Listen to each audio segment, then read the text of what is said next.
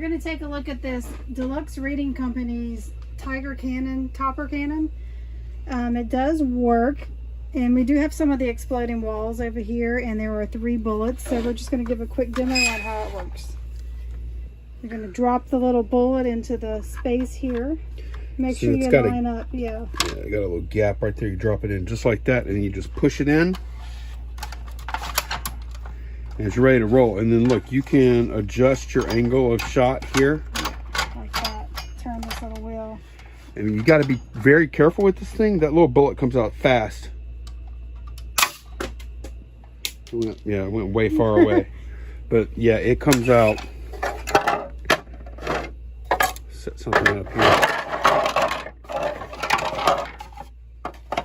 Sorry for all the noise.